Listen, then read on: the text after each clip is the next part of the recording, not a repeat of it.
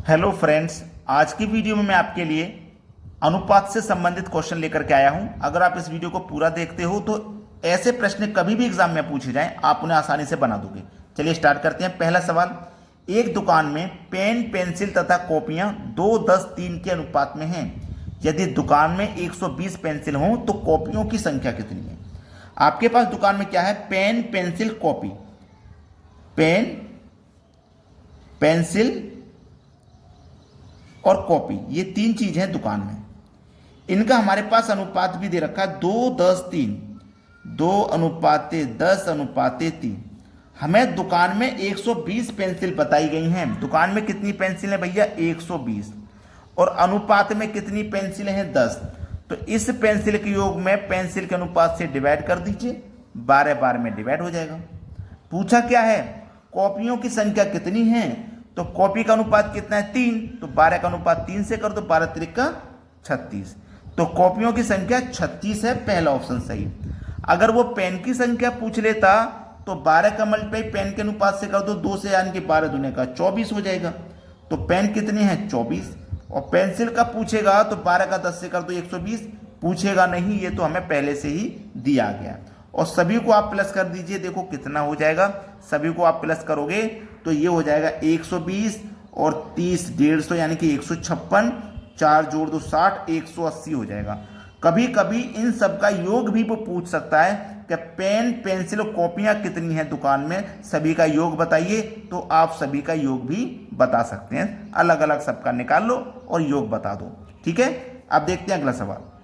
अगला प्रश्न है, यदि तीन संख्याओं का अनुपात 3:2:1 है और उनके योग का आधा 72 है तो सबसे छोटी संख्या का वर्ग क्या है? बहुत अच्छा सवाल है। तीन संख्या हैं, देखो पहली संख्या, दूसरी संख्या और ये हो गई तीसरी संख्या। इनका अनुपात है 3:2:1। और इनका हमसे क्या पूछा है?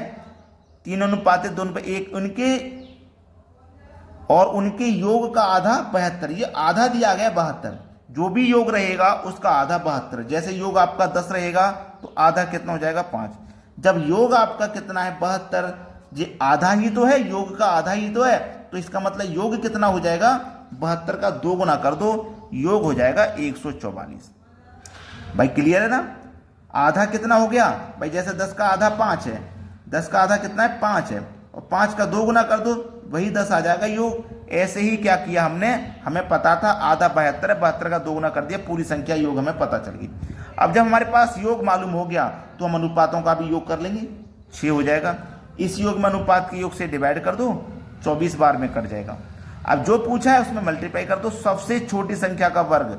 तो सबसे छोटी संख्या हमारे पास क्या है? 1।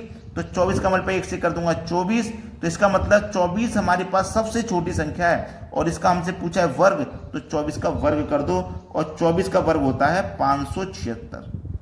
हमें डी ऑप्शन में 576 दिया गया है, ये सवाल का बिल्कुल सही जवाब है। अब देखते हैं अगला सवाल। अगला प्रश्न है, तीन संख्याओं का अनुपात 2, 3, 5 है। यदि तीनों संख्याओं का योग 275 है तो तीनों संख्याओं में से सबसे बड़ी संख्या क्या है? पहली संख्या, दूसरी संख्या, ये तीसरी संख्या। इनका अनुपात है 2:3:5। इनका योग है 275। जब योग दिया गया है तो अनुपात का भी योग कर लीजिए, 2, 3, 5 का योग कर लूंगा मैं, 10 आ जाएगा। इस योग में अनुपात के योग से डिवाइड कर दो, तो 10 से डिवाइड करूंगा 275 में, तो कितनी बार डिवाइड हो जाएगा? 27.5, यानी कि 1 0 है नीचे तो एक संख्या बाद यहां दशमलव लग जाता है, 27.5 बार में ये डिवाइड हो गया। हमसे पूछा सबसे बड़ी संख्या, तो जो अनुपात में सबसे बड़ा होगा वही संख्या सबसे बड़ी होगी। सबसे बड़ा अनुपात में है 5, तो 27.5 का मल्टीप्लाई मैं कितने से कर दूंगा? 5 से, तो हमारा आंसर आ जाएगा। ठीक है, चलिए कर देंगे। 5 5 25 का 5, कैरी का 2, दशमलव लग जाएगा एक संख्या बाद, कैरी का 2, 5 7 35, 35 में 2 जोड़ दो 37। ठीक है, कैरी का 3, 5 दूने का 10 और कैरी का 3 13, यानी कि 137.5 आपको किस ऑप्शन में मिलेगा? 137.5 आपको सी ऑप्शन में मिलेगा। ये बिल्कुल सही जवाब है। चलिए अब देखते हैं अगला सवाल। अगला सवाल है, तीन संख्याओं का अनुपात 2, 5, 7 है। तीन संख्याओं का, पहली संख्या, दूसरी संख्या, तीसरी संख्या 2, 5 और 7, ये अनुपात है तीनों संख्याओं का, और इनका गुणनफल आपके पास 1890 है। इस बार आपको क्या दिया गया है? गुणनफल दिया गया है। ठीक है, गुणनफल कितना है आपके पास? 1890।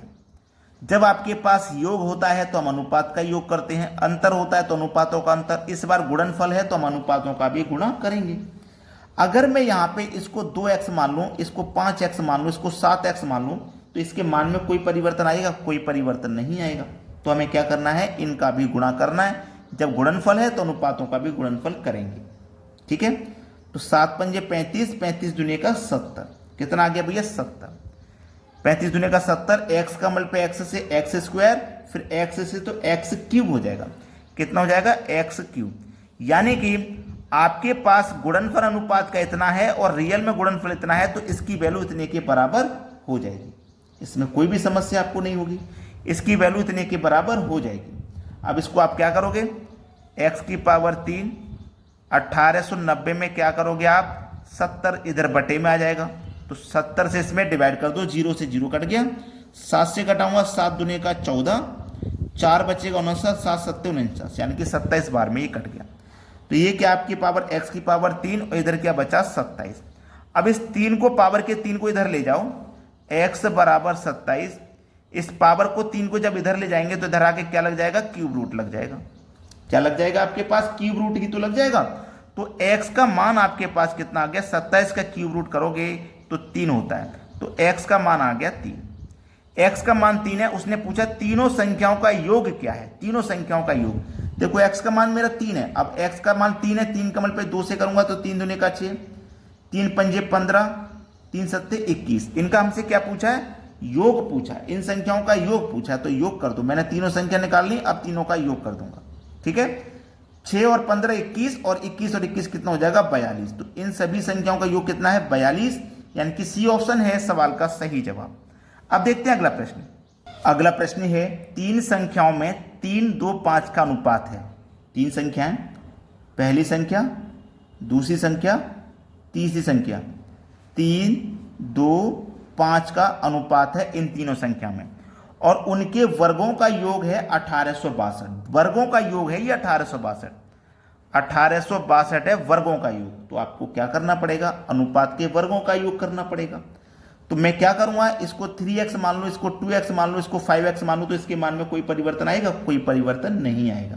ठीक है, तो देखो ये मेरे पास वर्गों का योग है, तो इनके भी वर्गों का योग मैं करूंगा कि नहीं? चलिए, 3 का वर्ग करूंगा तो 9, x का वर्ग करूंगा x स्क्वायर, 2 का वर्ग करूंगा 4, x का वर्ग करूंगा x स्क्वायर, 5 का वर्ग करूंगा 25, x का वर्ग करूंगा x स्क्वायर।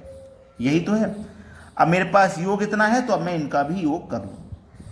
9 और 4 13, 13 में जोड़ दूं 25, तो ये हो जाएगा 38, यानी कि 38 एक्स स्क्वायर। तो अनुपात का योग इतना है और रियल में योग इतना है, तो 38 एक्स स्क्वायर की वैल्यू इतने के बराबर हो जाएगी। तो एक्स स्क्वायर बराबर 1862। ये मल्टीप्लाई वाली संख्या कहाँ जाएगी? बटे में आ जाएगी 38। ठीक है, 38 कहाँ आ गई? बटे में। अब 38 से जब आप इसे काटोगे तो ये 49 बार में कट जाएगा, तो एक्स स्क्वायर बराबर 49। अब ये स्क्वायर कहाँ जाएगा? 2 कहाँ जाएगा? इसके ऊपर। तो x बराबर 49, 2 का मान क्या होता है? इधर आके स्क्वायर रूट में बदल जाता है, 3 आके क्यूब रूट में बदल जाता है, तो 7 का होता है स्क्वायर रूट, 49 का स्क्वायर रूट 7 होता है, मतलब x का मान आपके पास 7 है। तो सबसे छोटी संख्या कौन सी है?